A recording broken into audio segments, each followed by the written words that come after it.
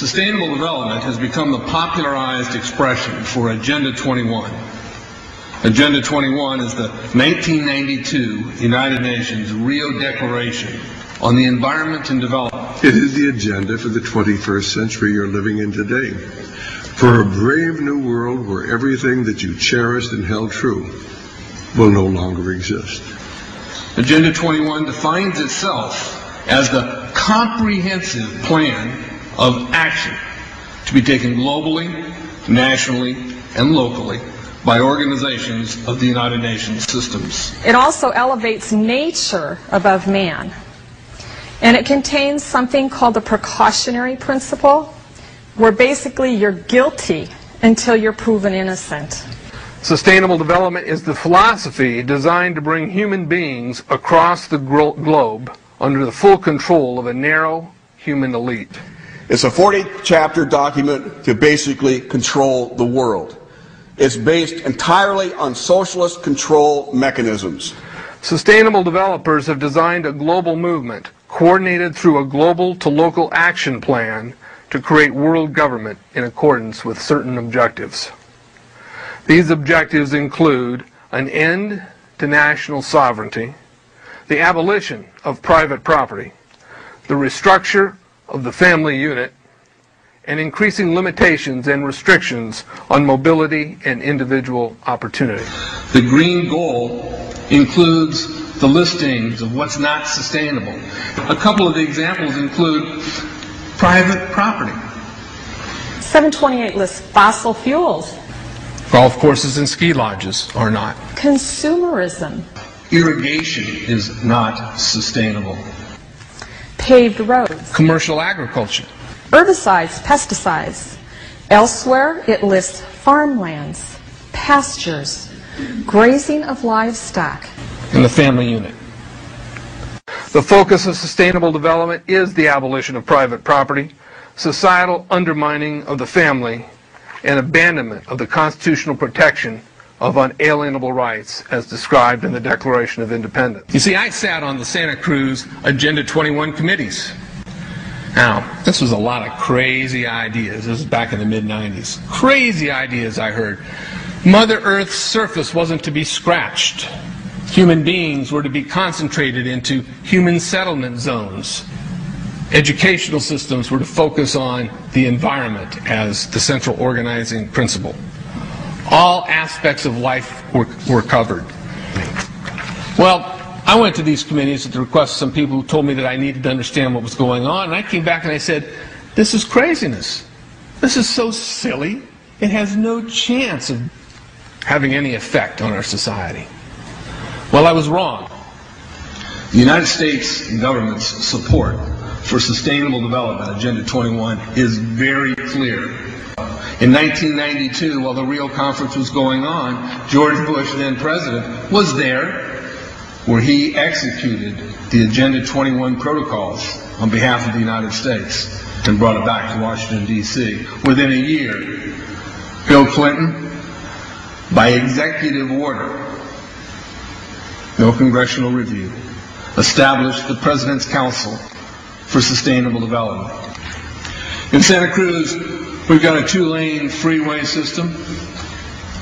We need 4, but what we're getting is hundreds of millions of dollars of federal money to take a dilapidated rail line that Southern Pacific wants to put in the hands of somebody else so that a commuter line can be built along the railroad track. That'll be followed by 14-story buildings where people will live and stack them and pack them units, where developers, or so-called sustainable developers, will build these high-rises with federal dollars. In fact, Santa Cruz has received a $300 million federal grant to build the first 3,000 of these stack them and pack them units. The County Board of Supervisors has said, if you are a sustainable developer, you're immune from any construction defect liability. It's a partnership between selected developers building this new world order and the government using the American taxpayer dollars in order to do it. This is a map of the Wildlands Project. To explain the map, the red are areas that are to be off limits to human beings. No resource development, No human activity. If you live there, you won't. The yellow areas are the areas for major control of all human activity. If you live there, you won't. The black areas, the black dots, are the smart growth zones. That's where human beings are to be stacked and packed in small living units along rail tracks. The Smart Growth Program ultimately has jobs assigned and children cared for by the state. The question has been asked many times how the people who are perpetrating these things expect to do this and make it last. And the answer to that is that you steal a generation of children and you indoctrinate them so that they accept these ideas and they become global citizens in the coming global village. UNESCO came out and declared 2005 to 2015 the decade of education for sustainable development. But they go on to say that it will encompass the 40 chapters of Agenda 21. That is your federal national curriculum. The entire purpose of second grade social studies is to transfer loyalty from the family to the government and teach them about sustainable economic consumption.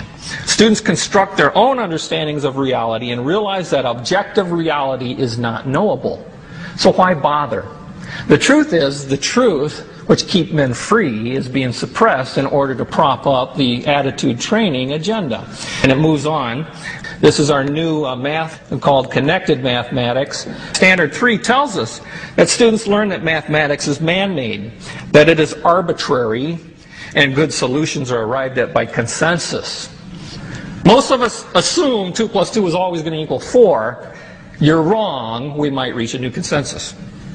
How well does it work? Well, they tell you in the teacher's guide in the back, it tells us that because the curriculum doesn't emphasize arithmetic computations done by hand, some students may not do as well on tests assessing computational skills.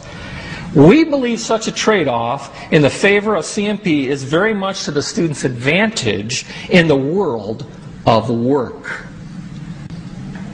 Our children are mathematically illiterate on purpose. How do I know on purpose? Why isn't this just a basic bad idea? Because the Sustainable Development Plan tells us so. Generally, more highly educated people who have higher incomes consume more resources than poorly educated people who tend to have lower incomes. In this case, more education increases the threat to sustainability.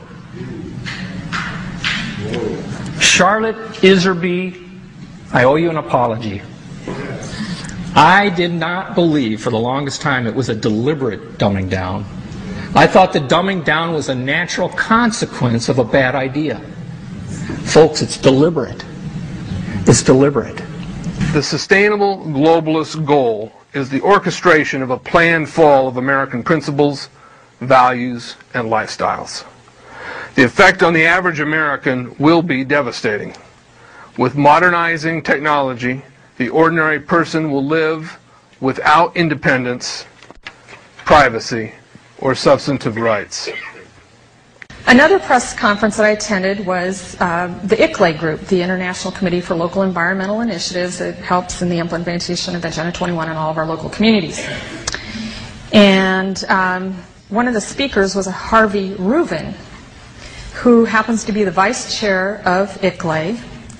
And I asked him about the correlative rights that Americans derive from the United States Constitution and the Bill of Rights. And that, of course, is your individual liberties, your private property, your freedom of speech. Asked about it clashing with Agenda 21. And you know what his response was? Individual rights must take a back seat to the collective.